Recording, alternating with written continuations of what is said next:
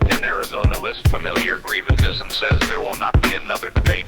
Donald Trump delivered his first public remarks since his debate against Kamala Harris at a campaign event on Thursday in Arizona, a key swing state that both candidates are eager to secure. An estimated 5,000 people braved the blazing temperatures, which hovered just above 130 afternoon, to wait in line outside the Linda Ronstadt Music Hall in Tucson, an auditorium reached by the campaign that holds about 200-300 people.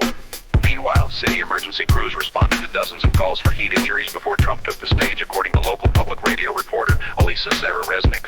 Trump stood before a backdrop pitched with his campaign promises of make housing affordable again and no tax on tips, a signal that the speech would focus heavily on amplifying his economic platform. But instead, the former president used much of his time to reframe his debate performance, which even Trump's own aides have admitted will not win him new voters, by casting it in a far more favorable light.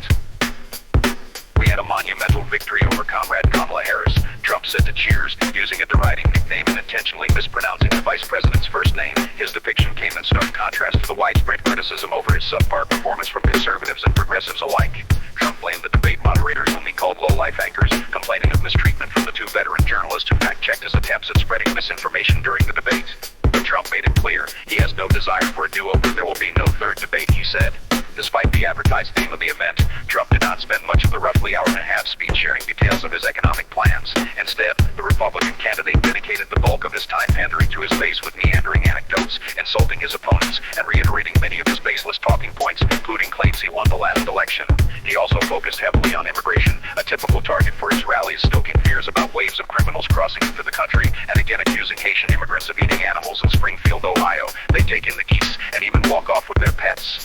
Trump said, repeating the unfounded and racist smear that has been challenged by the town's officials and has inflamed tensions and attacks against members of the Haitian community.